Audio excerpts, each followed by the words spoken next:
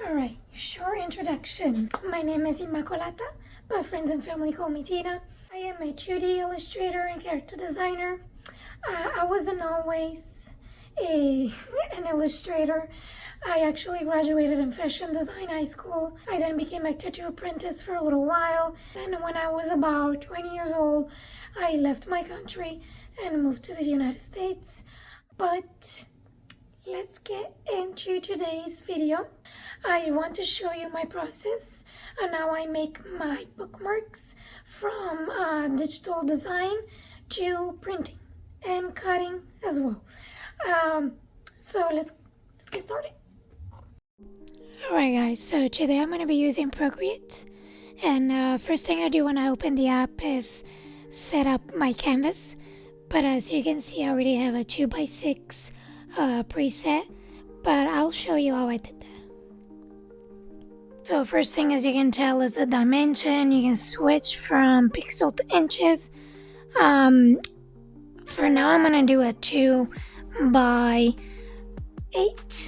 Make sure your DPI is at least 300, and I would also recommend to set your color profile to SMYK.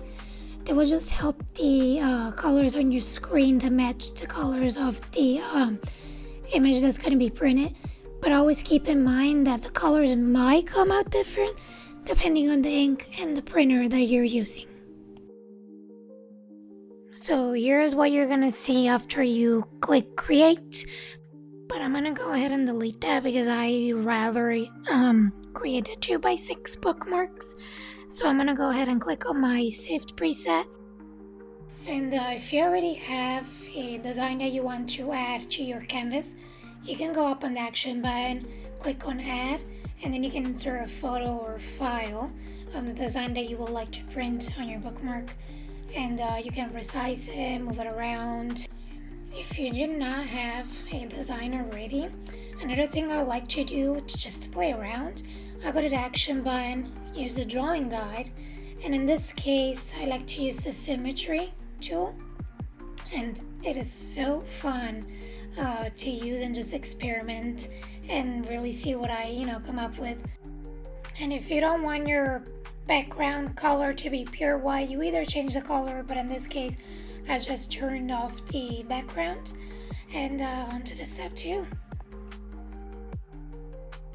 So once you're happy with your design, you can save it, or you can copy the canvas and import it to a new canvas, which is going to be the size of the paper that you're going to be printing on. So make sure whenever you're positioning your design to leave space between them and around the edges of the entire paper. That's just going to make it easier for you whenever you're going to cut them up to, make sure that you have enough space to do that. Make sure that the snapping tool is turned on because it will help you so much with the precision on how you are arranging your bookmarks. So for me, the options were 2. In the beginning, I understand it is very expensive to invest into your own printer. So if you have a office supply store that offers printing services, for example, in my case, the store is called Staples. And sometimes, to be honest, I still use them. I recently ordered some business cards that I'm gonna need for an event soon. And another option that I wanted for a very long time, and I was lucky enough to get it for Christmas last year, was getting my own InkJet printer, which I'll make sure to put the model number down below in the description. It has been very helpful. I do recommend, if you can, to get your own printer. But again, there's a million options online. Just find what fits you best. So I like to print sometime directly from Procreate. So what I do, I'll go up on the action button, export. In this case, I'm exporting as a PDF in the best quality, and then you click on print whenever that window pops up, and then in these options make sure to select your printer and then make sure the size of the paper you're using is correct.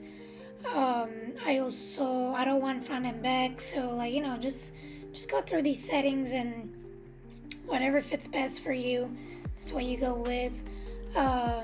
So I'm happy with them. I'm gonna go ahead and print. But whenever I printed this one, since it was my last page, I noticed a little bit of smearing on top of the paper, and my luck was that whenever I was recording, my printer ran out of yellow, I believe. No, it ran out of magenta, and so it made a little bit of mistake, but you know, it was my last page, so I wasn't too sad because the rest of the prints they came out like pretty good.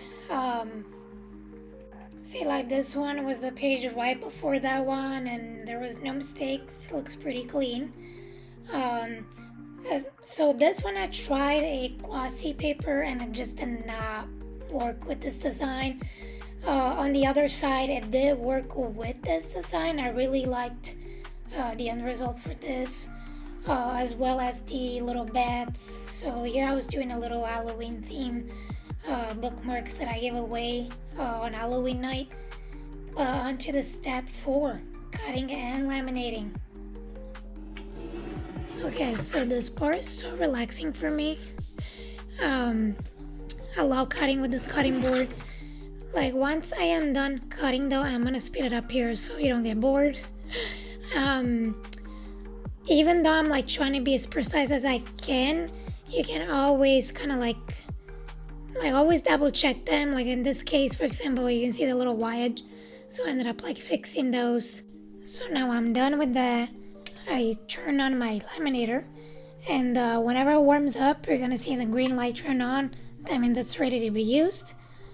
And then let's go ahead and grab one of those papers and start placing the bookmarks inside of that. And make sure when you're placing them to leave some space in between them, again, to like make it easier for you to cut them.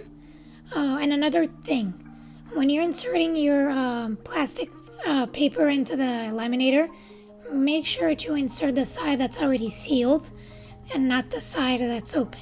So here's the end result. As you can tell, like they came out pretty good, but sometimes expected to make some mistakes. Like sometimes like bubbles will form, and the plastic will not like seal like that well onto the paper, and that's okay. Like that's not your fault. Like it's, you know, it's how laminators work. It's not always gonna be 100%, you know, like great results, but I still like doing it. I still like that it makes them waterproof, and overall they're more durable.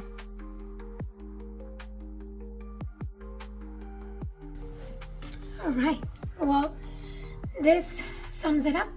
I really hope you found something helpful about this video, because that was my goal really, to pretty much share my experience with doing this, and hopefully there's something new that you learned about. If you did enjoy at least one thing about this video, I will really appreciate if you left a like. If you want to see more, make sure to subscribe.